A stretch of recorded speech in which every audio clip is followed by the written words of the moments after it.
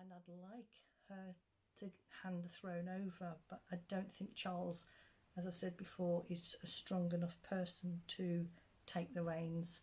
I think he's too woolly, and I think they're priming the grandson, to take over, and I think he will bring the monarch in today's refreshing way of living. Do you think it's possible governmentally that there will be William straight after the Queen, or is it like 100% Charles first? It will be 100% Charles, if he's still alive. Okay. But you know, he likes his red wine, he likes his whiskey. You can tell he's a bit of a drinker because he's got a nice red nose. But no, I don't think he's strong enough, and I think he should decline. But he won't. He'll take the throne because that's what he was born to do. Okay, thank you. So, Jane, what do you think about Megxit and what's happened afterwards, like the recent interview to Oprah and their activity in general? I think they're both very bitter and feel very betrayed. You know, in the interview, she commented that her children wouldn't have a title, but they're not entitled to the title.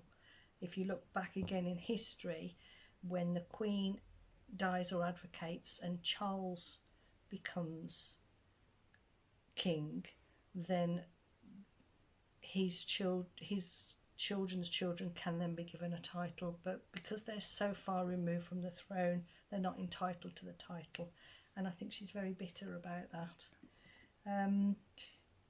I think Harry's absolutely besotted with her, and he loves her. You can see that he oozes that passion and that love. He does. Oozes is not a nice word. Is it not? No. Not in Russia. No, not. I think in English, oozes is associated with pus and... No. Come on. You could say radiates, but you chose the oozes. I'll change it to radiates. No. Can't take it back, no. He does. He demonstrates his affection for her immensely.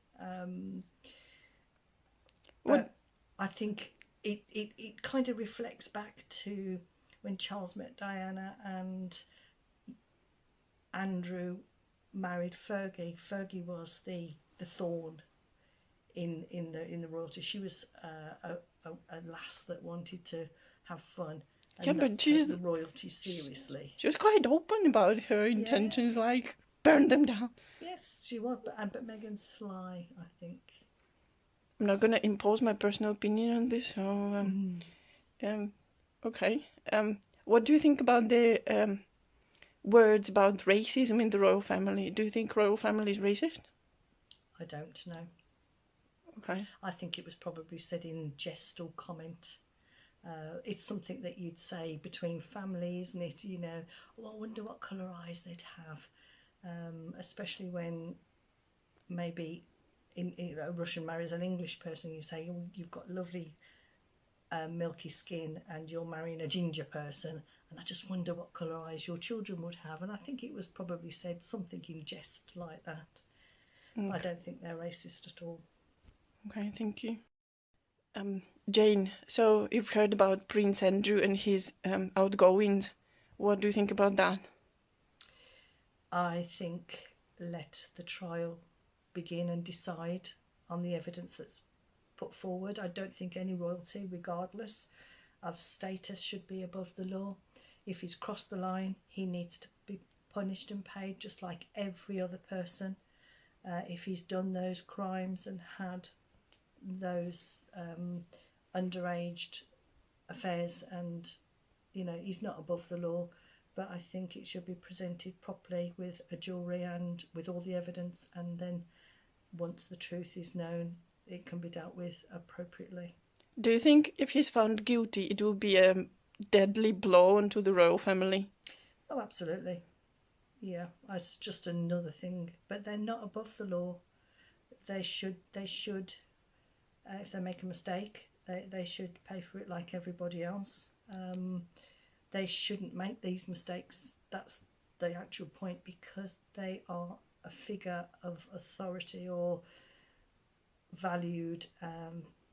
They should not be making these mistakes, and they should not be. And if they do, then they pay the consequences like every other person in this world.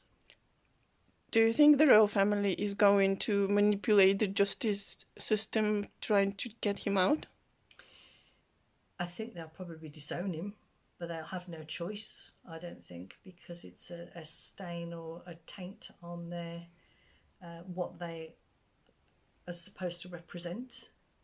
But again, until he's proven guilty or proven innocent, I don't think we should be judging that.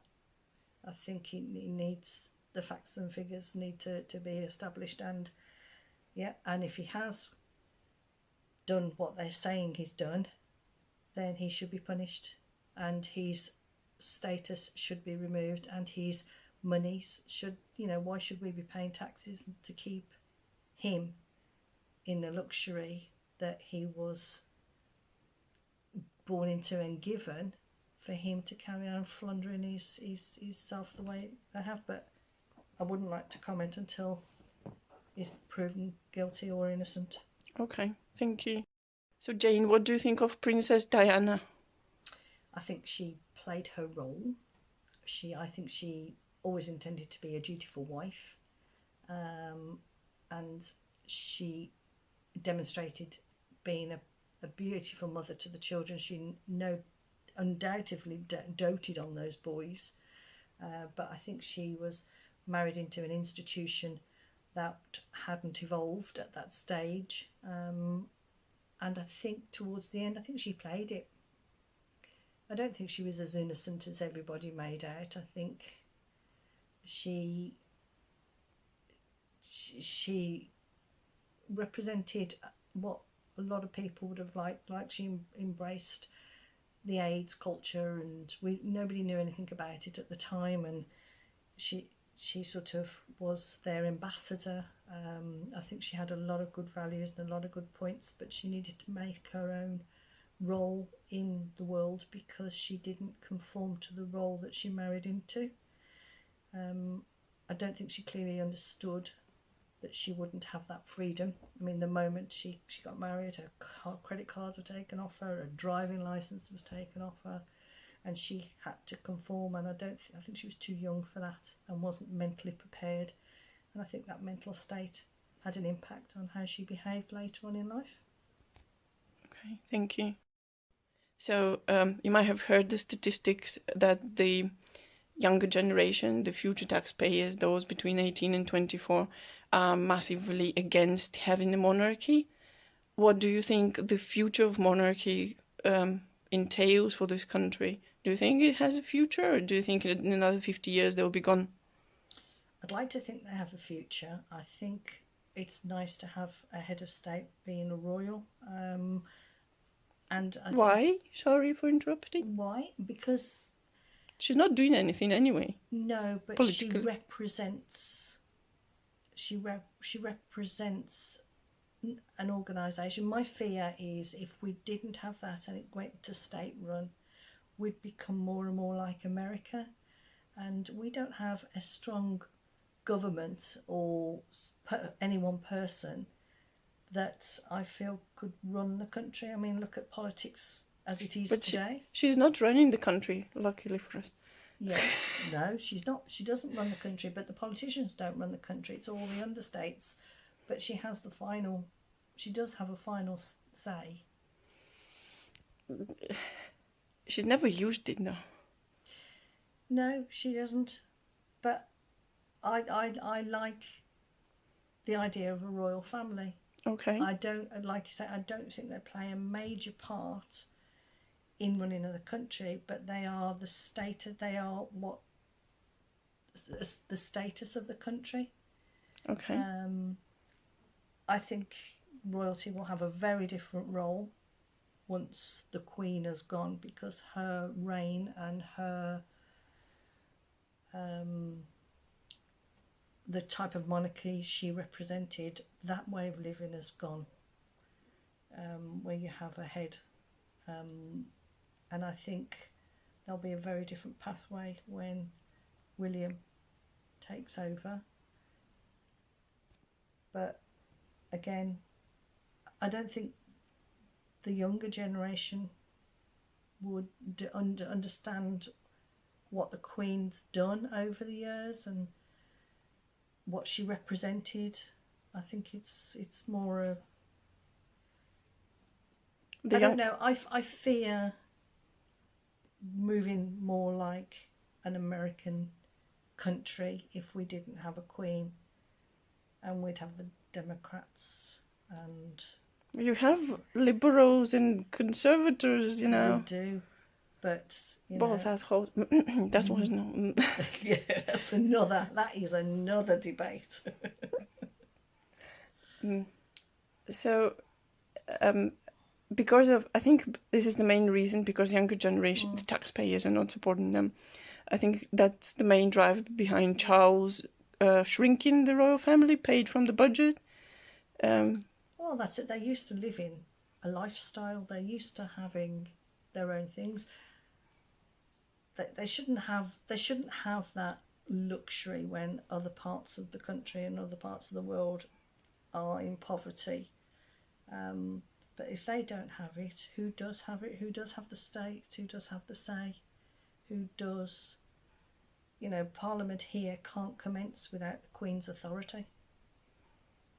It's more ceremonial though, but... It is ceremonial, but it's a traditional ceremony. If she says no, they have to abide by that at the moment. Whether or not that changes, I don't know. Okay, thank you. This is going to be the last question. It's the most important in the whole interview. Have you watched the translation of the wedding ceremony between Will and Kate, or Meghan and Harry? The translation? Yeah, have you watched the broadcast? I did watch the wedding, yes. Okay, that's it. Which one or both? I watched both of the weddings, more out of curiosity, more out of pride, really, because and sadness that Diane wasn't there to see her son. She would have been so proud. But I just wanted to see what the dresses were like.